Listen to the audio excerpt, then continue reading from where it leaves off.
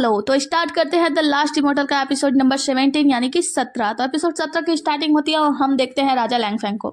राजा लैंगफेंग जो होते हैं वो सभी लोगों को मतलब अपने परी लोग के लोगों को या मतलब उनके परी लोग के जितने भी भगवान वगवान होते हैं उन लोगों को बुलाकर कहते हैं कि आप लोग को पता है जो हम लोग इस बार समारोह करने वाले हैं ये मतलब पहली बार होने वाला है। इस समारोह में तीनों लोगों के स्वामी लोगों को बुलाया जाएगा, मतलब उनके सम्राटों को बुलाया जाएगा और तीनों लोगों में शांति स्थापित करने के लिए यहाँ पे कुछ कंपटीशन कराए जाएंगे। तो मैं आप लोगों से पूछना चाहता हूँ कि आप लोग को सम्राट जैन ई के बारे में याद है? तो ये लोग कहते हैं कि हाँ हमें याद है कि सम्राट जैन ई जो थे वो यहाँ पे लड़ाई के लिए आए थे और वो राक्षस लोग से थे। तो ये कहते हैं कि हाँ जो सम्राट जैन ई थे जब यहाँ पे आए थे लड़ाई के लिए तो उनकी एक वस्तु यहाँ पे रह गई थी जिसे तर्जनी अंगूठी या फिर यूँ कहे कि तर्जनी हड्डी कही जाती है। तो हमने उनके हड्डी को संभाल के रखा है और क्योंकि वो दाना लोग से था तो उस पर ताना लोग का जो मतलब हक ज़्यादा होता है, तो मुझे लगता है कि हमें इस बार वो तर्जनी हड्डी जो भी है उन्हें लौटा देना चाहिए। तो ये लोग कहते हैं लेकिन आपको पता है ना कि जो तर्जनी हड्डी है जैसे ही हम लोग अपना मतलब जो दरवाजा है खोलेंगे उस तर्जनी हड्डी को उठाने के लिए लेने के लिए, वैसे ही वो दाना लोग बहुत ज़्यादा मतलब हमले बाजी करते रहते हैं हम लोगों के ऊपर और हम लोग हमला करके तर्जनी हड्डी जो भी है उठा के लेके चले जाएंगे। राजा लैंगफेंग जो होते हैं वो कहते हैं कि हाँ मुझे पता है, इसीलिए मैं क्या करता हूँ शस्त्रग्राह में लोगों को आदेश देता हूँ कि वो लोग उस तर्जनी हड्डी को वो करने के लिए सुरक्षित करने के लिए एक हथियार बनाए, मतलब एक शस्त्र बनाए। तो ये लोग कहते हैं कि ठीक है जब आपका ऐसा सोचना है तो बिल्कुल सही है। तो राजा लैंगफेंग कहते हैं ठीक है, फिर ये जो तर्जनी हड्डी है हम लोग वहाँ से निकालेंगे और राक्षस लोग के जो भी स्वामी आएंगे उनको वो तर्जनी हड्डी सौंप दी जाएगी, जिससे हमारे और राक्षस लोग यानी परी लोग और राक्षस लोग के बीच जो भी लड़ाई वड़ाई चली है वो थोड़ी सी कम हो जाएगी और रुक जाएगी। वैसे भी ये हम लोग जो समारोह करने वाले हैं ये इसीलिए करने वाले हैं ताकि तीनों लोगों में शांति फैली रहे। तो आगे सीन कट होता है, हमें दिखाया जाता है यांग शुआंग को। अब यांग शुआंग जो होती है ये तो यहाँ की मतलब शस्त्रगाह की प्रमुख है, तो उसके पास ही ये लेटर आता है कि आपको जल्दी से स्पिरिट प्रोटेक्शन एरो बनाना है। अब ये बात ये पढ़ ही रही होती तभी वहाँ पे इन आ जाती है और ये देखती है कि स्पिरिट प्रोटेक्शन एरो जो है वो वार गार्ड के साथ मिलकर बनाना है, मतलब वार गार्ड वाले इस पर काम करेंगे और शस्त्रगाह वाले उनकी मदद करेंगे। तो इसके बाद से इन तैयार हो जाती है क्योंकि वार गार्ड जो है वो हमारा गुजिंग है, तो वो कहती है कि मैं गुजिंग के साथ मिलकर काम करूंगी। तो यांग शुआंग कहती है कि देखो तुम अगर उसके साथ रहने के लिए ये काम करने जा रही हो तो ये गलत है क्योंकि ये काम बहुत ही ज़्यादा महत्वपूर्ण है, तो इसमें अगर तुम ना कर पाओ तो मना मत करना। तो इन कहती है कि देखो उसके साथ मैं काम तो करना चाहती हूँ लेकिन हाँ मैं पूरे मन लगाकर काम करूंगी, सच कहती हूँ। तो यांग शुआंग कहती है कि ठीक है अगर ऐसी बात है तो मैं तैयार हूँ। जिसके बाद से सीन कट होता है, हमें दिखाया जाता है लेडी होंगचो को। लेडी होंगचो अपने कमरे में होती है तो ये सारी खबर जाकर जो राजकुमारी हुआसू होती है उन्हें देती है। कहती है कि वार गार्ड मतलब स्पिरिट प्रोटेक्शन एरो बन रहा है, वार गार्ड बना रहे हैं और आपको पता है इसमें इन भी उनका साथ देने वाली है। वैसे भी इन जो है वो वार गार्ड यानी गुजिंग की छोटी बहन है तो वो दोनों साथ में मिलकर काम करेंगे तो काफ़ी अच्छा लगेगा। तो लेडी होंगचो जो होती है वो कहती है कि नहीं ऐसा नहीं होगा और वो उसे लेकर जाती है गुजिंग के पास। लेडी होंगचो गुजिंग से मिलती है और गुजिंग आकर उन्हें प्रणाम करता है, कहता है कि लेडी होंगचो आपका यहाँ कैसे आना हुआ? वो बताती है कि मुझे पता चला कि आप बहुत मेहनत कर रहे हैं स्पिरिट प्रोटेक्शन एरो बनाने के लिए।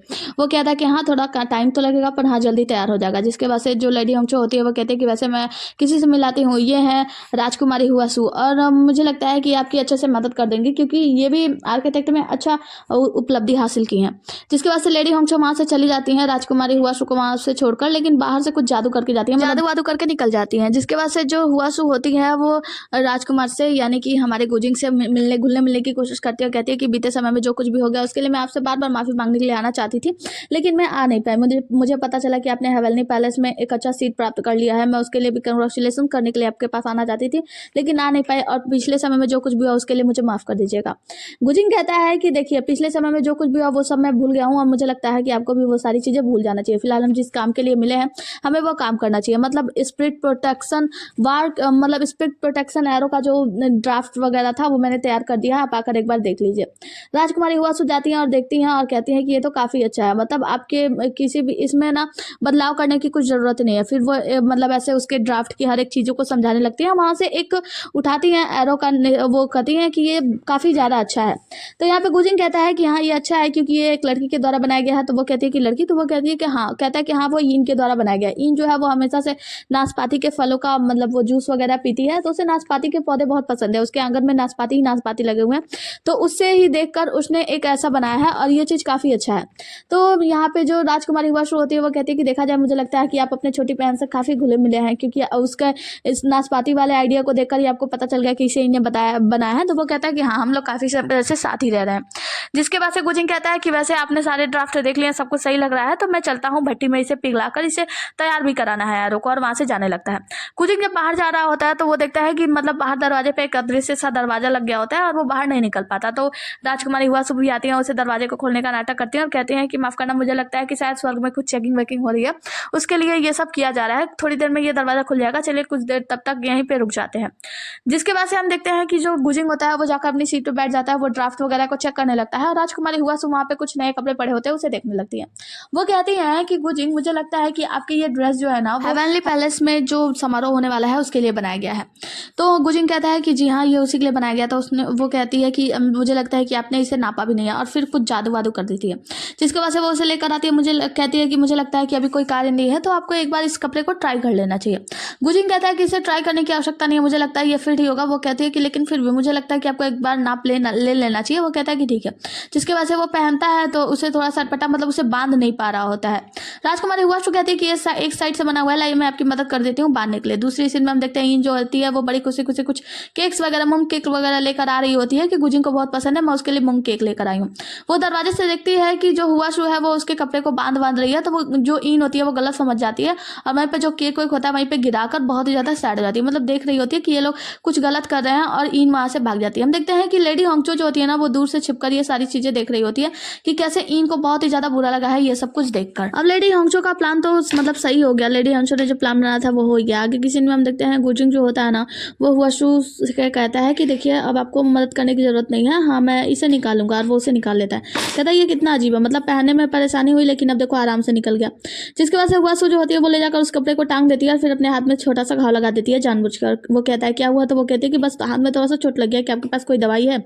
तो गुजिंग जो होता है वो जाता है और दवाई लेकर आता है, कहता है कि राजकुमारी हुआसू ये लीजिए दवाई लगा लीजिए। राजकुमारी हुआसू जो होती है वो दवाई लेती है लगाने के लिए, कहती है कि वैसे सारे महल में बात चल रही है कि जो गुजिंग है ना वारगॉड, उनकी जब शादी होगी जिन महिला से वो प्यार करेंगे वो कितना अच्छा प्रेम कहानी होगा। वो कहता है कि देखिए मैं एक मामूली सा भगवान हूँ, मामूली सा गॉड हूँ, तो मेरे लिए इतना ज़्यादा खुश होने की आवश्यकता नहीं है। राजकुमारी हुआसू कहती है लेकिन फिर भी आपके लिए बातें चली है। वो कहता है कि मेरे लिए बातें क्या चलेंगी, मतलब बातें तो होंगी लैंगफैंग के लिए, राजा लैंगफैंग को तो सभी लोग चाहते हैं। वो कहती है कि नहीं ऐसा नहीं है, मैंने उनके प्रस्ताव को ठुकरा दिया। तो वो कहता है क्या मतलब आप दोनों शादी नहीं करने वाले हैं।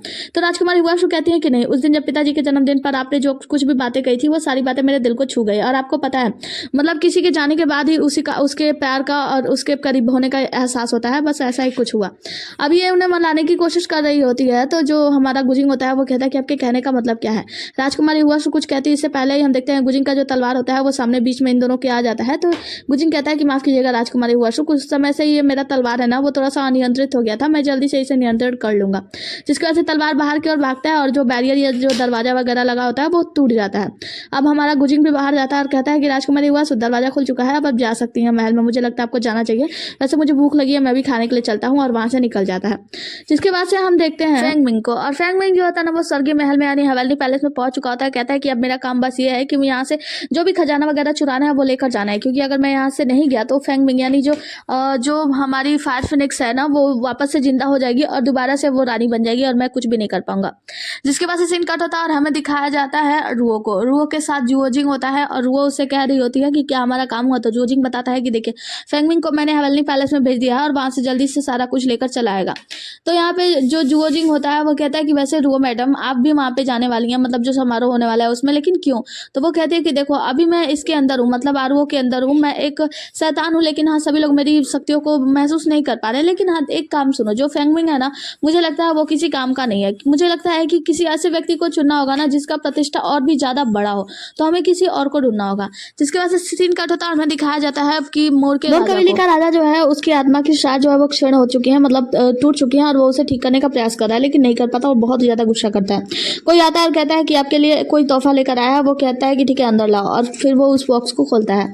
जैसे ही वो उस बॉक्स को खोलता है उसमें उसे एक रिंग मिलती है और कहता है कि ये तो वही है ना जो मैं उस गुफा में गया था तो वहाँ पे मेरी वो रिंग छूट गई थी, लेकिन जब दोबारा से यांगशुआंग और उसके सभी लोग उस गुफा में जांच करने के लिए गए थे तो वहाँ पे उसके लोग नहीं पाए गए थे। इसका मतलब यह है कि ये अंगूठी वाले इंसान ने ही मेरी मदद की थी और उस गुफा से सभी लोगों को मतलब गायब कर दिया था, यांगशुआंग के बुजुर्गों को गायब कर दिया था। तो हो ना हो ये वही व्यक्ति है जिसने मेरी मदद की है। जिसके बाद से वो जब दूसरा बॉक्स खोलता है तो उसमें से कुछ खबर आती है कि अगर तुम्हें अपने आत्मा के सार को ठीक करना है तो मुझसे आकर मिलो, मैं होंगडुओ जो कि लोम्बी कबीले से हो। वो कहता है होंगरुओ, और सीन कट होता है और हमें दिखाया जाता है होंगरुओ जो होती है एक जगह पे इंतजार कर रही होती है और जो मोर का राजा होता है वो उनसे मिलने के लिए जाता है। मोर कबीले का राजा कहता है कि देखो रुओ, मैं अच्छे से रुओ को पहचानता हूँ, इसलिए मुझे ये तो पता है कि आप रुओ नहीं हो। वो कहते हैं क्यों, मैं रुओ क्यों नहीं हो सकती? वो कहता है क्योंकि देखो रुओ मेरे साथ 2 से 3 बार ऐसे युद्ध में आई है, लेकिन कभी भी वो मुझसे छिपकर नहीं मिली है, इसका मतलब तुम रुओ नहीं हो। और दूसरी बात, तुमने जो मुझे वो पत्र वगैरह भेजा था उसमें ना ही दानव लोग का कोई लेखन था, ना ही परी लोग का, ना ही अंडरवर्ल्ड का, यानी कि तुम इन तीनों लोगों में से कोई नहीं हो। तुम जरूर ही ना शैतान लोग से आई हो, मतलब तुम कोई शैतान हो, है ना। रूह कहती है कि मैं खुश हूँ ये जानकर कि तुम बहुत ही ज्यादा समझदार हो, और वो अपना असली चेहरा दिखाती है किंगलिन बनकर। वो कहती है कि अच्छी बात है, तो मोर के राजा मैं तुम्हारा साथ देने के लिए तैयार हूँ। मैं चाहती हूँ कि तुम अपनी शक्तियां बहुत ज्यादा बढ़ाओ और तुम मेरी मदद करो तीनों लोगों में राज करने पे। अगर तुम मेरी मदद करते हो तीनों लोग पे राज करने में, तो मैं तुम्हारी शक्तियां बढ़ाने में तुम्हारी मदद करूंगी। तो ये जो मोर वंश के राजा होते हैं वो कहते हैं कि ठीक है मैं तुम्हारी मदद तो करूंगा, लेकिन हाँ मैं अपनी शक्तियां ही बढ़ाना नहीं चाहता, बल्कि मैं चाहता हूँ कि पूरा परी लोग जो है ना वो मेरा सम्मान करे। तो जो किंगलिन होती है वो कहती है कि ठीक है मैं खुश हूँ कि तुम बहुत ही ज्यादा महत्वाकांक्षी हो और तुम्हारे जैसे लोगों की मुझे आवश्यकता है, तो फिर मैं तुम्हारी मदद करने के लिए तैयार हूँ, और जैसा मैं कहती हूँ बस वैसा करते जाओ। तो मोर वंश के जो राजा होते हैं वो कहते हैं कि ठीक है मैं तुम्हारी मदद करने के लिए तैयार हूँ। आगे हम दिखाया जाता है कि जो इन होती है वो बहुत सारा दस्तावेज लेकर पहुंच रही होती है और कुछ गिर जाता है, तो गुजिंग उसकी मदद करता है, कहता है कि काफी मेहनती हो तुम, काफी मेहनत करती हो। उसके बाद सारा सामान रखने के बाद कहता है कि एक बात बताओ, क्या तुम मुझसे नाराज हो? मतलब ऐसे मुंह फेरे खड़ी हो, क्या मैं इस लायक में नहीं हूँ कि तुम मुझे मूंग केक खिला सको? और सारा मूंग केक बाहर ही फेंक कर चली गई। इन कहती है कि हाँ, और फिर साइड में मुंह कर लेती है। कुजिंग उसे डब्बा देता है, कहता है कि ये लो मूंग केक, तो वो उसे लेकर पकड़ लेती है। वो कहता है कि देखो तुम गलत समझ रही हो, हुआ शो उस वक्त ना मेरा कपड़ा कुछ बटन वटन बंद नहीं हो रहा था, उसे बंद कर रही थी। वो कहती है कि अच्छा तो मैं क्या करूँ? फिर कहती है कि अच्छा एक बात बताओ, क्या तुम्हें पता है कि मैं हुआ शो से नफरत करती हूँ, मतलब ये चीज़? तो वो कहता है कि हाँ शुरू से ही तुम मुझसे पसंद नहीं करती हो, इसमें बड़ा बात क्या है? वो कहती है कि अच्छा, तो वो उसे ड्रैगन फ्लाई देता है, कहता है कि ये लो तुम्हारे लिए तोहफा। वो कहती है कि थैंक यू। वो कहता है क्या तुम्हें याद है आज कौन सा दिन है? वो कहती है कि नहीं। तो वो उसे खींच कर ले जाता है एक जगह पे और ले जाता है, कहता है कि चलो अपनी आंखें बंद करो। वो कहती है अरे नहीं पहले रुको तो बताओ तो वो कहता है कि आंखें बंद करो। आंखें बंद करने के बाद कुछ जादू वादू करता है। जादू वादू करने के बाद उसका आंखें खोलता है और कहता है कि देखो ये खूबसूरत है ना? इन कहती है कि हाँ बहुत खूबसूरत है, क्योंकि आकाश में बहुत सारे ड्रैगन फ्लाई उड़ रहे होते हैं। वो कहती है ये तो बहुत ज़्यादा सुंदर है। वो कहता है कि तुम भूल गई आज तुम्हारा बर्थडे है। तो वो कहता है कि क्या? वो कहती है क्या तुम्हें याद है? वो कहता है कि हाँ। तुम पता है जब तुम पैदा हुई थी ना तुम बहुत ही ज़्यादा अच्छी थी, सुशील थी, और तुम ना अब से तो बहुत ज़्यादा बेहतर थी। अभी तो तुम्हें संभालना भी बहुत ज़्यादा मुश्किल हो गया, मतलब अजीब अजीब बातें करने लगी हो वगैरह वगैरह। लेकिन तुम्हें पता है एक दिन जब तुम्हारी शादी होगी ना, तो मैं दार्जिलिंग माउंटेन को इतने अच्छे से सजाऊंगा, इतने अच्छे से सजाऊंगा कि तीनों लोगों में सभी के सभी लोग देखते रह जाएंगे। इन कहती है नहीं, इसकी कोई आवश्यकता नहीं है। वो कहता है कि तुम्हें ड्रैगन फ्लाई इतना पसंद है ना? वो कहती है तुम्हें ये तो याद है कि ड्रैगन फ्लाई मुझे पसंद है, लेकिन ये नहीं याद है कि उसने तुमने अपनी सगाई पे तोहफा दिया था। जिसके वजह से सीन कट होता है और हमें दिखाया जाता है कि राजा लैंगफैंग द्वारा इनके बहुत ज़्यादा काम करने पर, मतलब इन बहुत ही ज़्यादा ईमानदार रही है और कारगर रही है, इसीलिए राजा लैंगफैंग द्वारा इन को 5वें नंबर के अधिकारी के रूप में स्थानांतरित कर दिया जाता है। और यहाँ पे उसके लिए दस्तावेज वगैरह देकर वहाँ से जो अधिकारी लोग होते हैं चले जाते हैं। इन ये चीज़ देखकर ना बहुत ज़्यादा खुश होती है। यांगफैंग कहते हैं कि मुबारक हो, तुम तो 5वें नंबर की अधिकारी बन गई, अब तो वो घर तुम्हारा होगा जिसे तुमने चुना है। इन कहते हैं कि हाँ मैंने सारे दस्तावेज लिख लिया है और मैं जल्द ही जमा कर दूंगी राजा लैंगफैंग के पास, और मैं जल्दी उस घर पे अपना दावा बोल दूंगी। मेरे घर मैं आ रही हूँ। सीन कट होता है और हमें दिखाया जाता है राजकुमारी हुआशु। इनके दस्तावेज राजकुमारी हुआशु के पास आते हैं जांच के लिए, ताकि वो उन लोगों के दावे पर सिग्नेचर कर सके। वो देखती है इनका, तो वो फिर मतलब जो होता है मैप वैप निकाल के देखती है और कहती है कि क्या इसके लिए क्या किया जाए। उसकी जो नौकरानी होती है कहती है कि राजकुमारी हुआशु अब आप क्या करने वाली है? तो राजकुमारी हुआशु कहती है कि वैसे भी उस घर के लिए, मतलब उस माउंटेन के लिए बहुत सारे लोगों ने आवेदन किया है, तो किसी का अगर रद्द भी कर दिया जाए तो इसमें कौन सी बड़ी बात है। जिसकी वजह से वो उस आवेदन पत्र को रद्द कर देती है और जो पत्र होता है वो नौकरानी को दे देती है। नौकरानी लेकर वहां से चली जाती है। एक नौकरानी आती है और बताती है कि राजा लैंगफैंग मिलने के लिए आए हैं। तो राजकुमारी हुआशु लैंगफैंग से मिलती है, उन्हें प्रणाम करती है। राजा लैंगफैंग कहते हैं कि औपचारिकताओं की जरूरत नहीं है और आपको कांग्रेचुलेशन। राजकुमारी हुआशु कहती है कि देखिए सम्राट, आप हमारे देव के राजा हैं, मतलब राजा लैंगफैंग को मैं औपचारिकताएं कैसी ना करूं। वैसे भी राजा कहते हैं कि मैं तुमसे काम के लिए आया था, जो हमारे यहाँ समारोह होने वाला है, मैं चाहता हूँ कि वहाँ का मनोरंजन का तुम इंतजाम करो। तो राजकुमारी हुआशु कहती है कि अब राजा ने कहा है तो वो तो आदेश के मुताबिक है, तो मैं आपके आदेश का पालन कैसे ना करूँ? आपके आदेश का पूरी तरीके से पालन होगा। राजा लैंगफैंग कहते हैं कि हुआशु तुम मुझसे ऐसे बात क्यों करी हो? वो कहती है कि अगर आपके पास कोई और काम नहीं है तो मैं चलना चाहूंगी। और राजकुमारी हुआशु जाके अपनी सीट पे बैठ जाती है।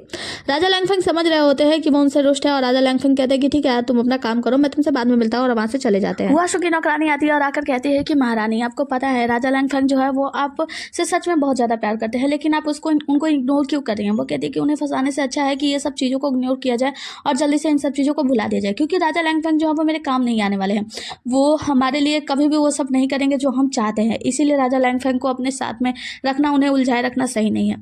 जिसके बाद सीन कट होता है, हमें दिखाया जाता है इन जो होती है उसके पास एक दस्तावेज आता है, उस दस्तावेज में लिखा रहता है कि वो जो मतलब जिस पहाड़ की तुम मांग करी हो, जिस घर की तुम मांग करी हो, उस घर के लिए बहुत सारे परी लोगों ने आवेदन दिया है, तो वो उन परी लोगों को मिल गया है, इसके लिए तुम्हें लाइन में लगना होगा। और ये पढ़कर जो हमारी इन होती है बहुत ज़्यादा सैड हो जाती है। ये बात यांग शुआंग से कहती है। यांग शुआंग कहती है कि जब यहाँ से यहाँ हो गया, मतलब तुम 5वें स्तर तक पहुँच गई हो, तो जल्दी तुम्हें तुम्हारा घर भी मिल जाएगा, तुम्हें चिंता करने की आवश्यकता नहीं है, बस थोड़ा सा इंतजार करो।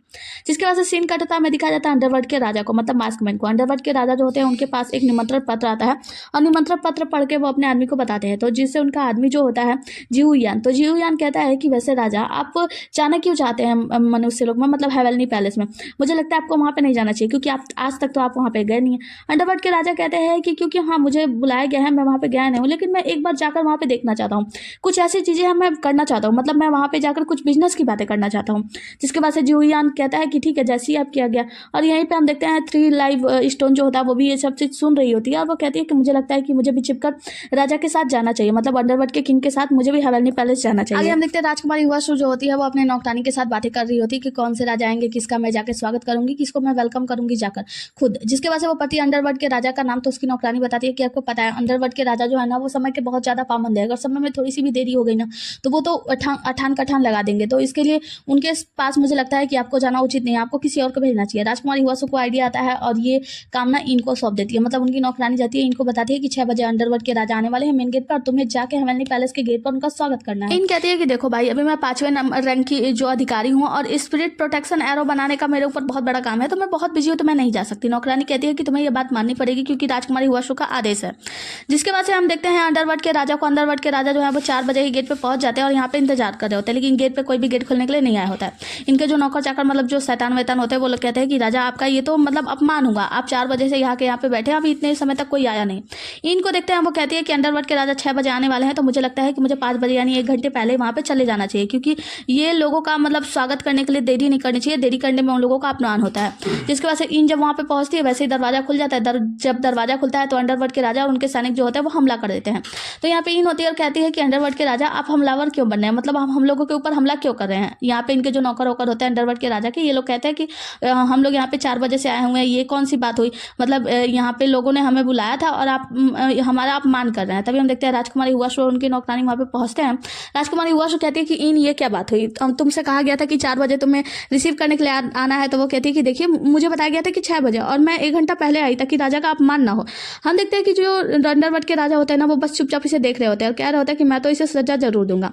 राजकुमारी हुआशु जो होती है वो कहती है अंडरवर्ल्ड के राजा हमें क्षमा कीजिएगा, इनने गलती की है, इसके लिए इनको सजा दी जाएगी। और वो कहती है वहाँ के नौकरों से मतलब सैनिकों से इनको पकड़ो और नीचे ले जाओ, इसे कड़ी सजा दी जाए। अंडरवर्ल्ड के राजा तुरंत वहाँ पे आते हैं और जितने भी सैनिक होते हैं उन सबको उठा के दूर फेंक देते हैं और कहते हैं कि राजकुमारी हुआशु मैंने कहा था कि इनको सजा मैं दूंगा, आप नहीं, तो इनको सजा मैं देने वाला हूँ। जिसके बाद से वो कहते हैं कि इन तुम अपना बैच दिखाओ। जैसे ही वो टोकन दिखाती है तो वो उसको बदल देते हैं, कहते हैं कि देखो ये ना इस ऐसे तरीके से बनाया गया जिसपे 6 नंबर लिखा हुआ, मतलब 6 बजे लिखा हुआ है, लेकिन आप लोगों की जादू की वजह से ये 4 हो गया अभी के लिए, पहले ये 6 था। जिसके बाद से ये उनका पर्दाफाश कर देते हैं। तो राजकुमारी हुआशु की जो नौकरानी होती है वहीं घुटनों के बल बैठ जाती है और कहती है कि राजकुमारी हुआशु मुझे क्षमा कीजिए, ये सब मेरी गलती थी, मेरे ही कारण हुआ था, मतलब मैंने ये सब किया था, मतलब वो अपने ऊपर ले लेती है। तो राजकुमारी हुआशु कहती है तुम्हारी हिम्मत कैसे ऐसा करने की, ये सब छोड़ो, तुम अंडरवर्ल्ड के राजा से माफी मांगो। अंडरवर्ल्ड के राजा कहते हैं कि अगर आप इन्हें सजा देनी चाहेंगी तो मैं मना नहीं करूंगा, आप इन्हें सजा दे सकती हैं। जिसके बाद से इनसे कहते हैं अंडरवर्ल्ड के राजा की माफ करना, पिछली बार जब हम लोग मिले थे मैं तुम्हें विदा नहीं दे पाया था अच्छे से और मुझे उम्मीद नहीं थी कि हम इतनी जल्दी मिलेंगे। अब राजकुमारी हुआशु तो सन्न हो जाती है, मतलब अंडरवर्ल्ड के राजा से भी मिल चुकी है इन। जिसके बाद से अंडरवर्ल्ड के राजा कहते हैं कि इन क्या तुम मुझे नहीं दिखाओगी, मतलब अपने हेवनली पैलेस नहीं ले चलोगी, रास्ता नहीं दिखाओगी। इन कहती है कि हाँ हाँ आइए ना, उन्हें साथ में लेकर जाती है। इन कहती है अंडरवर्ल्ड के राजा से कि राजा साहब आपका बहुत बहुत शुक्रिया, आपने मेरा साथ दिया। अंडरवर्ल्ड के राजा कहते हैं कि इतनी जल्दी मत करो धन्यवाद बोलने के लिए, वैसे तुम्हें फायर फिनिश का पूरा जेड हासिल हुआ। वो कहती नहीं अभी 2 बचे हैं। वो कहता है कि अगर उन दोनों को तुम्हें ढूंढना होगा तो तुम मेरे पास आ जाना कुछ आदान प्रदान करने के लिए। वो कहती है कि हाँ अभी थोड़ा मुश्किल है, मतलब कुछ काम वाम कर रही हूँ, ये काम वाम खत्म हो जाएगा तो जल्दी से मैं दुनिया के फैले हुए सभी मतलब महत्वपूर्ण रत्नों को लेकर आऊँगी आपके पास आदान प्रदान करने के लिए। वो कहते हैं उसकी कोई आवश्यकता नहीं है, ये मेरा एक मैं तुम्हें पंख दे रहा हूँ, इसे लेना और अंडरवर्ल्ड की दुनिया में चले आना, मुझसे आकर मिलना, मैं तुम्हें बताऊंगा। जिसके बाद हम देखते हैं गुजिंग यहाँ पे पहुंच जाता है, कहता है किसकी कोई आवश्यकता नहीं है। तो वो जो राजा अंडरवर्ल्ड के राजा होते हैं वो अपना पंख रख लेते हैं। वो कहते हैं कि देखिए आप कुछ भी मांग लीजिए लेकिन आपको हमारी इनका जो मतलब आधा उम्र है वो आपको नहीं मिलेगा। तो अंडरवर्ल्ड के राजा वहाँ से चले जाते हैं। गुजिंग कहता है कि तुम क्या करने वाली थी, मतलब तुम अपना आधा उम्र उन्हें दे दोगी, फायर फिनिक्स के जेट के लिए। वो कहते हैं कि नहीं, मैंने ये नहीं कहा मैं दे दूंगी, मैंने ये कहा मैं सोचूंगी।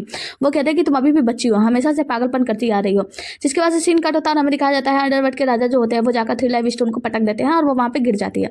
वो कहते हैं कि तुमने कब ऐसा किया, मतलब कब छुपकर तुम मेरे साथ चली आई। वो कहती है कि अब मैं छुपकर नहीं आई थी, मैं तो बस आपके आस्तीन में थी और दरअसल मेरी नींद लग गई ना, मेरी आंख लग गई थी, इसीलिए आपको पता चल गया और आपने मुझे उठाकर दूर फेंक दिया, वरना आप मुझे फेंक थोड़ी ना पाते।